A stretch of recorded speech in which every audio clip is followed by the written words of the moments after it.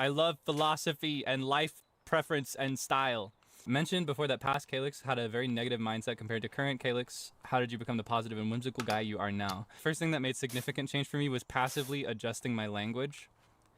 Because even things that you say ironically or as a joke, they hold serious weight and they influence your mindset. So for example, if you joke all the time about wishing that you would get stricken by a meteor, subconsciously you're actually going to want that to happen, even if you're joking when you say it. Like there's going to be at least a small part of you that wishes a meteor would come and get you. For example, if you're an artist, an illustrator, if you're always like, I'm really bad at drawing, then at least a small part of you, if not a big part of you, is going to believe that you're a bad artist and that you suck and that your hard work is not bearing fruit. Little things like that, it doesn't seem like it would make a huge difference because again, a lot of these things are jokes that we make in passing. It's ironic. People know that you're not being serious when you make jokes about sad things or negative things. And in American culture especially, I don't know about the rest of the world, but in American culture, it's super normal to jokingly and passively say like, I suck, or like, it's over for me, or things like that. If you passively phase these things out of your language, you're gradually, hopefully, going to stop thinking them for real. That is something that worked for me. It doesn't work for everybody. In this area of life, there's no such thing as one size fits all. Like what works for me is not going to work for everybody. But that is the first thing that I felt like tangible change from.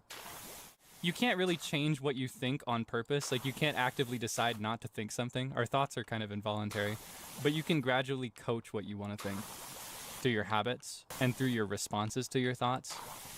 I think it's good to give yourself some grace and not buy into the conspiracy theory that there's no hope for you or that you're never going to manage anything. Because that's a conspiracy theory and it's not true.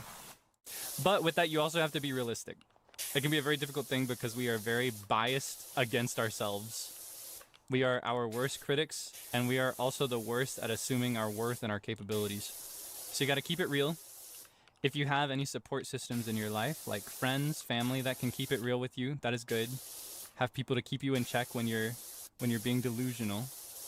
You know, shoot for the moon, but be content if you land in the stars instead. Never underestimate the value of a good walk. Even if you don't live in a very walkable area, if you can just like step outside your home and just breathe for a little bit, it's very helpful. During the day and at night is nice. Just seeing the sky, seeing animals if you can, wildlife, birds, flowers. Even at my most helpless and hopeless, I can still be saved by a short walk. Genuinely, I always hated when the adults in my life, when I was like a miserable kid especially, they were all like, if you just eat well and exercise, you'll be happier. I was like, obviously that doesn't work. But it does. It really does. Like, unfortunately, everybody is right when they say that adjusting your diet and your activity and the time that you spend outside makes you happier. I guess it doesn't automatically make you happier, but it gives you so much more capability of being happy. Does that make sense? Like it raises your happiness potential by a ridiculous amount. A walk is not always reasonable. Sometimes it's best to just sit outside. If you've got a porch, I love porch sitting. Highly recommend that, especially if you have like a family member or a friend that can sit on the porch with you. Or even if you're just doing it yourself and listening to the outside world, it's really good for you. And by eating good, I don't mean like eating for a specific fitness goal or anything like that. I specifically just mean like eating enough, eating foods that are tasty and good, eating foods that have nutrients that you need in order to survive, because that is our fuel. And if our body doesn't have the fuel that it needs to run, then it's just going to feel bad. And that makes our brains miserable too. Something that helps sometimes, I think, at least helped me, is viewing my body like a separate person from me. Like viewing myself as the brain that operates the body and viewing my body as a separate creature that I need to take care of. That was very helpful for me. Like it's very easy for me to be like, oh, I don't really need this because I don't care. But this guy that I rely on for everything, he does need it. And if I don't give it to him, then he's going to be really sad. And then I'm going to be really sad. If you just take time, and I really mean take time because it will not happen overnight. These are not changes that you'll feel quickly.